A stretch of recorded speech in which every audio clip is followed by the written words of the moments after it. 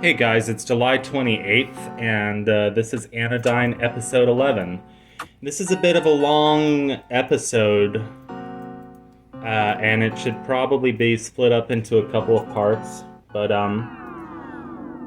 basically, we're gonna explore a couple of new areas in this uh, episode, but not necessarily complete any of them. Except we're gonna get pretty close to completing one of them. Yeah, sorry about the lack of Anodyne videos this week. This game is just a bit more intimidating than some of the other games that I'm doing at the moment. So if you remember in the last episode, we activated the windmill, which opened up a couple of new areas. Welcome to the maze level in Anodyne. You see that the graphics are a little bit different. They're even more 8-bit than normal, so that's cool. If hell is real, I imagine that it looks a lot like the maze from Anodyne. This level is a special kind of torture. It's kind of torture in a very hilarious way, but it's the most annoying segment of the game, and I love it and hate it. I hate it intensely, but I kind of love that it exists, and also hate that it exists. I don't know what I'm trying to say. I was trying to say that, like, oh, I have a love-hate relate. Also, I could have gone down there. Whatever. You just have to. So basically, you want to avoid these like giant pink dudes that are walking around because they will, I think depending on how much health you have, but they will deal an insane amount of damage if you touch them even once. And I think depending on how much health you have in your health bar, 2 hits and you're dead. So yeah, you kind of want to avoid them just as much as you can. I also like this piece of music that Sean wrote for this area. It's like a couple of percussion loops that it just like the whole thing is just percussion, and it's just percussion being layered on top of.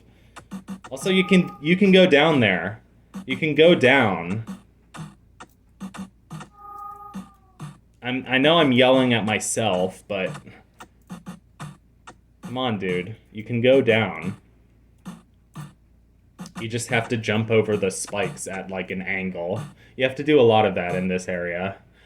There's lots of very frustrating dead ends in this area, and lots of just like very convoluted crap. It's and there's also lots of like weird dead bodies everywhere. I'm not sure if it's exactly explained why there's so many dead bodies, but it's probably because they went insane from like died of starvation or something in this giant dungeon. It's basically like a torture dungeon, probably. I don't know. This maze is torture. Like the thing about the music makes it even worse. But also the music is kind of awesome. So I don't know how exactly what I'm trying to say. What exactly I'm trying to say. But yeah, just it looks like a old school like Zelda dungeon, kind of. Like the graphics changed drastically. Not as drastic as some of like the art style changes in Anodyne 2, but they were definitely hinting at like, oh, one game is gonna have like multiple different art styles. Like Anodyne 2 has like a weird kind of PS1 aesthetic for like the 3D overworld, and then it returns to the kind of almost like GBA Zelda aesthetic for the dungeons, for the inner worlds. The inner world. Also, you can whack those guys with your broom and make them go faster. The map is not super helpful in this place just because the paths are so convoluted and there's so many dead ends that it's kind of funny. Also, that's a warp. It will warp you from one area to the other. I have like 2 drops left in my can of Monster. It's pretty good. It's just nice, been nice for me recently, starting my mornings with like a Celsius or a Monster. It's not like that much cheaper than a cup of coffee, but it's just nice to have some caffeine in the morning. I always wake up with like a groggy headache, and I've always hated that feeling. And I think even before I became like a quote unquote caffeine addict, I always woke up with a headache in the morning, and just caffeine helps me kind of like it puts me in a better mood. It helps me get through the morning headache kind of thing. I remember I told my therapist about it, and he was like, well, if you have a headache in the morning, that might be something medical. But the thing is, I don't know what that would be. I guess it's not that hard to find out. I just go on Google and type in, like, what is morning headache a symptom of? It's not a hangover. It's not like I'm getting drunk every night. That's not what it is. It's just a morning headache, which could just be that I'm dehydrated, or that like my neck is like sore from the pillows being in an awkward position. But then that would just mean I would have to buy new pillows, and I don't know. I don't even know where I would buy pillows. I know that sounds dumb. Oh, the pillow store. Oh, go to IKEA. Well, the thing is, I can't go to IKEA. I don't drive. I would have to ask my parents to drive me to IKEA. I don't know. I mean, I feel like I've been sleeping on the same pillows for 20 years, which probably isn't great, but... Anyway, I don't know why I'm talking about pillows in the middle of this weird dungeon in Anodyne. Also, the best part about this dungeon is that it serves absolutely no plot significance. Like, it's completely optional. And it's also huge and long and annoying, and it's completely optional. So it's pretty good. It does lead to, like, I think 2 cards. So yeah, when you like whack these guys with the broom, they go like whoa, whoa, and then they start running really fast.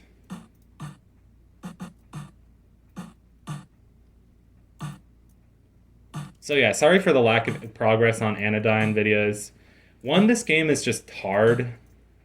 It's not like hard. It's not freaking Dark Souls, but it's a little bit harder. Also, here I am, I'm just screwed. He's coming towards me. He's coming towards me. But yeah, I've been distracted by Ace Attorney. Which is funny because, like... I'm distracted by girls in cute maid outfits because that's the current case that I'm on in Ace Attorney. But I don't know, Ace Attorney is just...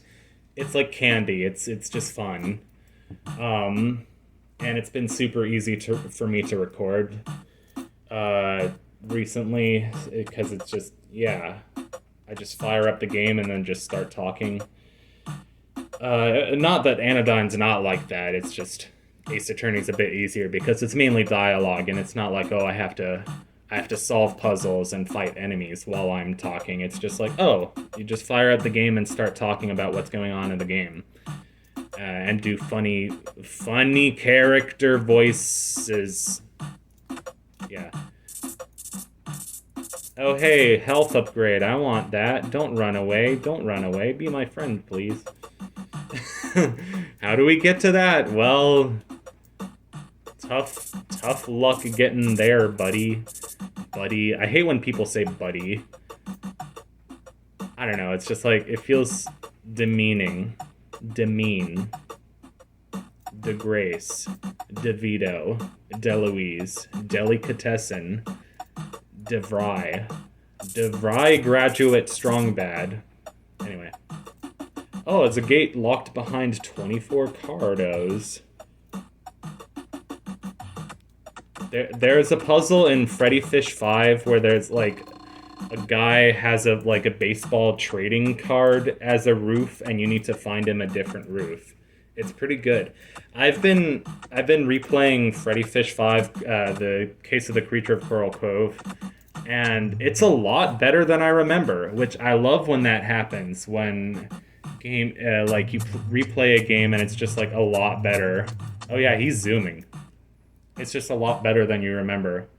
Like, I really enjoy the sort of trading side quest aspect of Freddy Fish 5. It's just very noticeable in that game that you like have to get one item to trade for another item, to trade for another item with another character, etc., etc. And it's not like that's not in the other games, but it's just very satisfying in that game in particular. I feel like, and with those games, like some of the puzzles and things get shifted and shuffled around every time you play. And I think when I did those playthroughs, oh, here's a new area. So it's not completely optional. You do have to go through the maze to get to this new area. I think this is the circus area, and you'll see why in a second. It doesn't look like a circus right away, but yeah, but like the same thing happened with Pajama Sam 3. Like I did a new playthrough of it and I got like sort of a whole new series of like characters and interactions that were like even more satisfying than any other playthrough that I had done of that game before. And I think it was unfair when I did all the humongous games to only do one playthrough of them, because like I was trying to like, oh, get through this game and move on to the next one, and then to the next one, and then to the next one. But like to get the full experience and the full content of those games, you have to do a couple playthroughs. And I think that's one thing I regret about doing the all of those games. Frankly, the Pajama Sam, Spy Fox, and Freddy Fish. I thought about doing Putt Putt, but the Putt Putt games just aren't as interesting to me. They're okay, but they're just a bit boring. Like, I tried replaying Putt Putt Travels Through Time, and I was just really bored. So, it's a good game, but I was really bored with the last time I tried replaying it, so whatever. But yeah, I like games that are sort of like a different experience every time you play them. I like this guy down here because he has the same exact colors as the original sprite from the original Legend of Zelda. Link in the original Legend of Zelda, I should say. Anyway, you have to let this guy walk past you. Please don't hit us. Also, Young has white hair and white clothes, and I guess he always had white hair, but it's just much more noticeable in this area. What is this room? This is just a dead end? I guess. Anyway.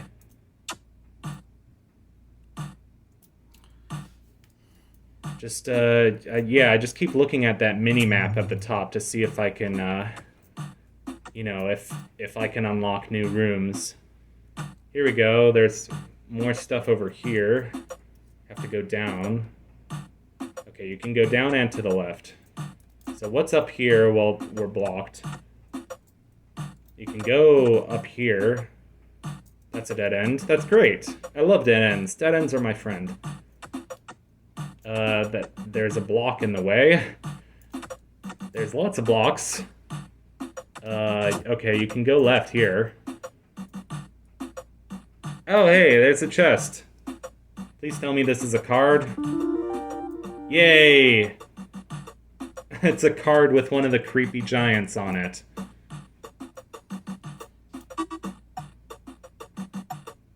Oh god, the audio is kind of crappy. It's okay, because I've been recording this from my Mac, which so it's recording with its mic what comes out of the Mac speakers instead of instead of like recording the game audio directly from the game. So oh well. it's a little bit crappier than I'd like it to be, but I think we're done with the maze for a little bit. I think the like little thing lit up that indicated what we got all the cards there. We didn't, I think, completely finish exploring the area, but we're finished for now. This room gave me a lot of trouble for whatever reason. I could not get these stupid lice or roaches or whatever they're supposed to be to go in the right place. Anyway, I forget exactly what this dungeon is supposed to be. I think it's like an apartment or something. It's not the hotel because that's a completely different area. Yeah, it's really annoying. I think these, if you approach them, they will start running in the opposite direction of the way they're facing. But they're also really awkward to try and get the way that you want them to go. And there's... I don't like this puzzle. It's very annoying. I'm sorry. This game has a lot of puzzles like that. I love this game, but it just has a lot of freaking stupid puzzles. Anyway. Oh, if I get that guy over there, then maybe all I have to do is I have to stand on the switch myself. Here I was trying to get, like, both of them onto switches. Okay, I think maybe that's all I had to do. Hopefully. So next time I'm gonna play this, because this is post-commentary, obviously. Next time I play this, I'm gonna try that. And hopefully that'll work. Yeah, we have a couple areas that we unlock now that we can kind of do in any order. Hence why I did, like, the frickin' maze thing first, and then did this. Yeah. So this area introduces, like, weird cube holograph things. Does anybody actually know the difference between hologram and holograph? I guess people know the difference between telegram and telegraph, but I forget what the difference is. Oh, I hate these freaking spikes! Why are these spike things everywhere? Why are they in the way of me opening this chest? Why is it in the way of me opening the chest? Anyway. I like the music. It's kind of like... It's very noir. It feels like it belongs in a detective game. Anyway. So yeah, Anodyne, I'd say we're 2/3 through Anodyne. Maybe halfway, but I want to be optimistic and say 2/3.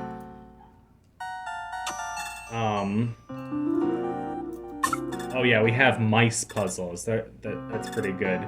We have to put the mouse in the... Make sure the mouse walks the correct way. And we have to get rid of the obstacles as it goes. Oh, I thought that was correct. Wait, there's no way to get the mouse to press that switch in the middle, is there? No. Okay. What does the game want us to do there? This game and its puzzles. I think this is where I was stuck on this room for like 2 minutes, maybe 3. And then I eventually just said screw it. Yeah, this room just... I don't like it, this room at all. Also, yes, I'm drinking Monster, even though I kind of hate the taste of Monster, and I think it's one of the worst, like, energy drink companies. Just because I think the branding is dumb. It's just an extremely overrated energy drink, in my opinion. I like Celsius, I like C4. Bang is okay. Red Bull is okay. I like yerba mate, like the Guayaki brand yerba mate. Even though it's kind of like debatable whether that's a tea or an energy drink.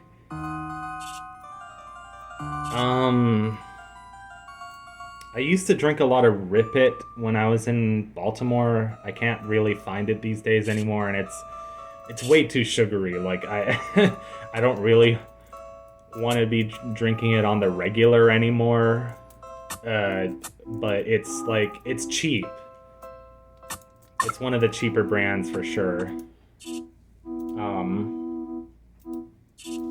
Yeah, Monster just sucks. Like, even their zero sugar flavors kind of suck. Like, I remember being really excited to try their Ultra Strawberry Dream or whatever. Their coffees are fine, I guess. You can't really mess up coffee. Well, that's not true. You can definitely mess up coffee. I'll come back to that room and try some different things. Oh, I like the bookshelves. I like the couches and the bookshelves and just all the different things that make this area feel like a place that's been lived in. Like, I kind of enjoy... That was the last checkpoint I hit, seriously? Okay. Well, forget that area, forget the apartment area. We'll come back there in the next episode, I promise. Unless we do something that's drastically more important. And then, yeah. So we can explore the cliffs a bit more. And we can, yeah, because this guy moved out of the way. And now we can go up here. And there's a whole new section of the cliffs that we can now access because it was behind the statue guy. So we're just making sure we go, like, every direction and fill in, like, every little square on our mini-map. We can go over here, but the ladders are out of reach. We can go up here and, like, get a view, and just kidding. We don't have a view anymore. I think we can go down one of these ladders. Not that one, though. And not the fourth one, because it's being blocked by a thing. That's wonderful. See, it's being blocked by a thing. Why would they do that? Well, watch this LP to the very end, and then I'll try to do the post-game, and it'll probably explain some of those things. I'll try to do the post-game. I always forget to do, like, post-game shenanigans. Like, I think I promised I was going to do post-game shenanigans for Banjo-Kazooie. But the thing with this, like, channel is I just, like... December 7th, 2010. The thing with this channel is I just keep moving on from project to project to project. Like I said, with the Freddy Fish and Pajama Sam games, I don't have to, I don't let myself do multiple playthroughs because I'm too concerned with moving on to the next project. So, I mean, that's not good or bad, it's just... It's something I need to think about, that's all I'm saying. Anyway, that was a dead end, unfortunately. There are rocks in the way over there, which probably means that it's something we can explore in the post-game. I keep hinting at this mysterious post-game. What is it? What is it, you ask? Well, you'll have to find out. If you've played this game or watched Nitro Rad's video, you probably know. Here's a totally new area. This is where we're going to be in the next episode, and this is a very important area, so stick around and watch the next episode. I'll see you then. Take care, and see you in the next episode of Anodyne. Goodbye.